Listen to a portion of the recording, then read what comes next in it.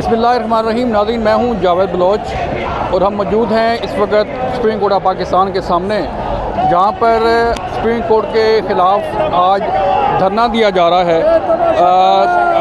Chief justice Umar Ata Bandial के ख़िलाफ़ ये धरना दिया गया है और ये धरना किसी अपोजिशन जमात ने नहीं दिया और ना ही किसी हुकूमत मुखालिफ जमात ने दिया है, बल्कि ये धरना उन जमातों ने दिया है जो हुकूमत में शामिल हैं।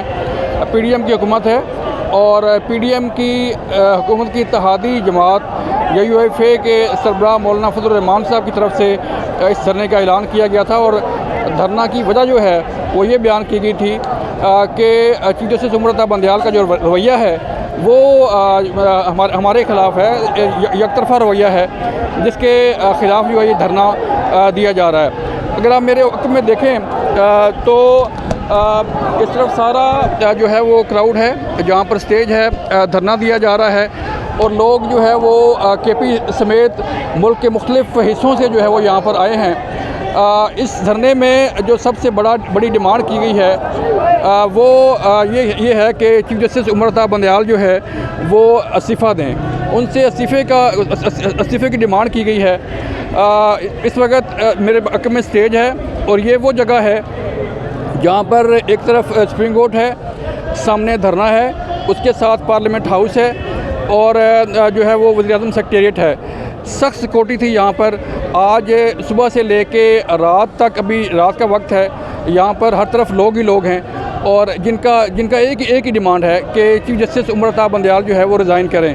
इससे पहले मरियम नवाज़ साहबा ने अपनी तकरीर में जो है वो इस्तीफ़ा तलब किया। इससे पहले मौलाना फजल रहमान साहब यहाँ पर आए और दीगर जमातों के सरबराहान जो है वो यहाँ पर पहुँचे, कायदीन यहाँ पर पहुँचे और उन्हें डिमांड की है कि जो यकतरफा रवैया है उमर अता बंदयाल साहब का, उस पर उन्हें रिज़ाइन करना चाहिए। जो यहाँ पर लोग आए हैं उनसे पूछते हैं कि ये कहाँ से आए हैं और इनकी डिमांड क्या है, क्या वो यहाँ पे रहने के लिए तैयार हैं या सिर्फ जो है वो अपने कायद के हुक्म पर यहाँ पर जो है वो जलसा करके वापस चले जाएंगे। आप कहाँ से आए हैं जी?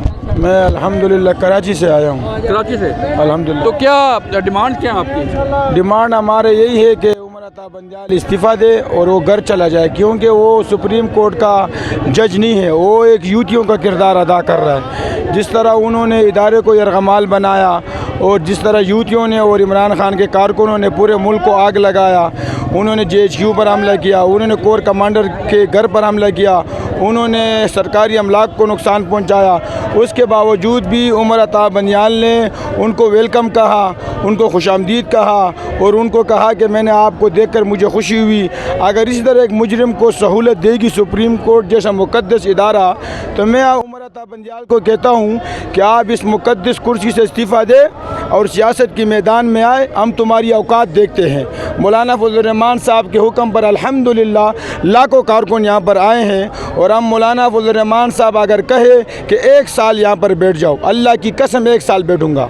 अगर मौलाना फजल रहमान साहब कहे कि यहाँ पर जान दे दो, तो इंशाअल्लाह हम पाकिस्तान के लिए भी जान देंगे, अपनी फ़ौज के लिए भी जान देंगे और इस अजीम मकसद के लिए इंशाअल्लाह वल अज़ीज़ हम लोग कामयाब होंगे। मुल्क जो है वो खाना जंगी की तरफ धकेलने की कोशिश की जा रही है। आप बताएं, आप कहाँ से आए हैं? बिस्मिल्लाहिर्रहमानिर्रहीम। सबसे पहले मैं अपने मीडिया वालों का शुक्रिया अदा करता हूँ। मैं फैसलाबाद से हूँ, राना सनाउल्लाह साहब के हलके से। ये जो हुआ है ये 75 साल में तारीख़ में पहली दफ़ा हुआ है। ये जलाओ गिराव किया गया, कोर्ट कमांडर हाउस पे हमला किया गया। ये हमारी अदालत है जी, सुप्रीम कोर्ट जिसे हम कहते हैं। लेकिन ये अदालत है, हम मानते हैं अदालतों को, हम अदारों की इज़्ज़त करते हैं। लेकिन ये इधर जो बंदयाल ग्रुप बैठा हुआ है, ये मत समझे कि हमारे जज्बात जो हैं वो ख़त्म हो चुके हैं। अभी हमारे जज्बात बाकी हैं। इंशाल्लाह इसे इस्तीफ़ा लेंगे और ये इस्तीफ़ा दे के घर जाएगा। जो जलाओ गिराव किया गया, फ़ौज के ख़िलाफ़ जो है वो कोर्ट कमांडर हाउस चला और बाकी तरह से, इस पर क्या कहेंगे? मैं इसकी पुरज़ोर मज़ामत करता हूँ। ये जो इन्होंने किया है ये गलत किया है। हम पाक फ़ौज के साथ खड़े हैं, हम मियां नवाज शरीफ साहब के साथ खड़े हैं, हम मुल्क पाकिस्तान के लिए खड़े हैं। पाकिस्तान जिंदाबाद। और ये इंडिया के कहने पे किया सब कुछ 75 साल में। अच्छा हजरत, आप बताएं कि जैसे कि इंडिया ने कोशिश की मुल्क को कमज़ोर करने की और जो है वो इंडिया खुद कहता है कि हमें ज़रूरत नहीं है किसी को, सब कुछ हो रहा है। तो जो जलाओ घराव किया गया, इसकी क्या सज़ा क्या होनी चाहिए और उसके अवाम का रद्द-ए-अमल जो है वो कैसा होना चाहिए?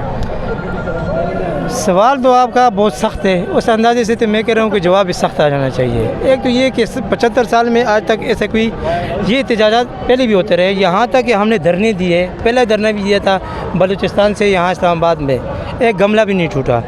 बाकी पार्टियाँ भी करती रही है, लेकिन इस दफ़ा पर असल का बात ये है कि ये किसी का एजेंडे के तहत ये काम हुआ है। ठीक है, जिस तरह आपने कहा इंडिया के बाकायदा मेजरों ने ये बात की, जो काम हम असले से नहीं कर सके वो आज हमें इमरान खान कर रहा है। तो क्या हुआ, इसको हम कहते हैं मुल्क दुश्मन अनासर के गोद में पलने वाला वो आदमी।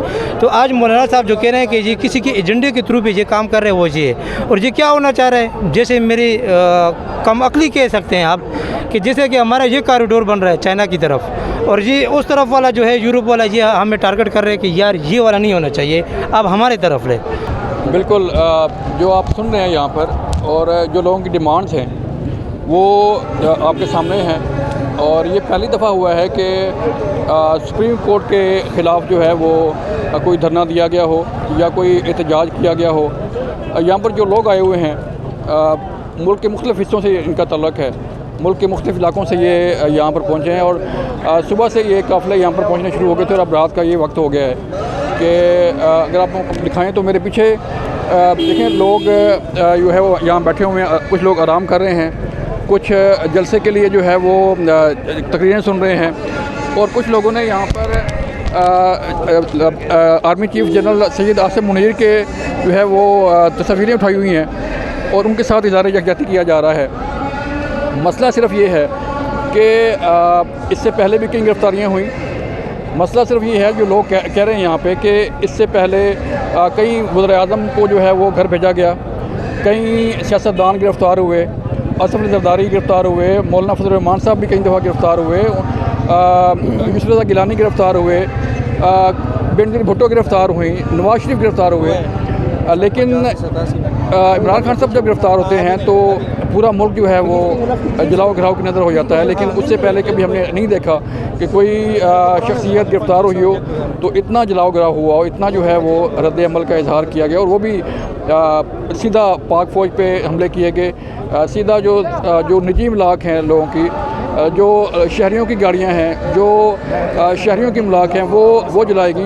उस नुकसान का ज़िम्मेदार जो है वो कौन होगा कि जो किसी की गाड़ी जलाई गई, किसी दुकान जलाएगी, किसी के जो है वो रेडियो पाकिस्तान जो है वो जला दिया गया। तो जो लोग यहाँ पर आए हुए हैं उनका ये कहना है कि जो हम देख रहे हैं, उनका ये कहना है कि जब तक हमारे कायदीन हमें ऑर्डर करेंगे हम यहाँ पर बैठे रहेंगे। इसका मतलब ये है कि ये धरना एक दिन का नहीं है, 2 दिन का नहीं है, ये धरना तूल पकड़ सकता है। ये वो जगह है जहाँ पर सुप्रीम कोर्ट ऑफ पाकिस्तान है, जहाँ पर पार्लियामेंट हाउस है, जहाँ पर वज़ीर-ए-आज़म सेक्रेटेरिएट है, यहाँ पर FPR है, और मेरे पीछे अकब में इलेक्शन कमीशन भी है जिन्होंने इलेक्शन करवाने हैं। तो इस शरह जमहूरियत के एक तरफ जो है वो डिप्लोमेटिक इनक्लेव है, जहाँ पर अमेरिकी एम्बेसी है, जहाँ पर फ्रांस की एम्बेसी है, जहाँ पर कनाडा की एम्बेसी है, और ये सारे लोग यहाँ पर बैठ के अपने अपने मुल्कों को रिपोर्ट भी कर रहे होंगे कि पाकिस्तान में क्या हालात चल रहे हैं। अगर ये हालात इसी तरह चलते रहे, अगर ये हालात इसी तरह बद से बदतर होते रहे, एक तरफ पार्लियामेंट है और दूसरी तरफ सुप्रीम कोर्ट जो है वो बैठी हुई है, और ये शायद हिस्ट्री में पहली बार हुआ है कि कोई हुकूमती जमातें जो हैं वो मिल के धरना दिए बैठे हैं और इंसाफ की तालिब हैं कि उन्हें इंसाफ नहीं मिल रहा। नॉर्मली ये होता है कि जो जमातें अपोजिशन में होती हैं, जैसे इमरान खान साहब जो है वो धरने दे रहे हैं, लॉन्ग मार्च कर रहे हैं, कभी कुछ कर रहे हैं, कभी कुछ कर रहे हैं, तो पहली दफ़ा ऐसे हुआ है कि हुकूमत जो है वो ख़ुद धरना देने पे मजबूर है, हुकूमत जो है वो लॉन्ग मार्च करने पे मजबूर है कि उसे इंसाफ दिया जाए। ये इंसाफ के तकादे जो है वो कौन पूरा करता है? इंसाफ के तकादे नेचुरली जो है वो अदालतों का काम है। अदालतें इंसाफ जो है वो उसके तकादे पूरे करती हैं, और ये कहा जाता है कि जज नहीं बोलते बल्कि उनके फ़ैसले बोलते हैं। तो सुप्रीम कोर्ट ऑफ पाकिस्तान जो है इस मुल्क की सबसे बड़ी अदालत है। अगर उसके ख़िलाफ़, उसके चीफ जस्टिस के ख़िलाफ़ जो है वो धरना दिया जा रहा है। नौजवान भी जो है वो यहाँ पर खड़े हैं। जी आप बताएं कहाँ से आए हैं? मैं इस्लामाबाद का ही शहरी हूँ, यहाँ पर ही इस्लामाबाद का। शुक्रिया आपने दिया। तो किस लिए यहाँ पे आए हैं? क्या हम अपने कायद को सपोर्ट करने के लिए आए हैं और हम इस जलाडले को जो रिलीफ मिला है ना, इसके ख़िलाफ़ हम यहाँ पर एहतजाज के लिए आए हैं। क्यों? सिर्फ इसके लिए इंसाफ नहीं होगा। हाँ, सिर्फ ये वो लाडला है।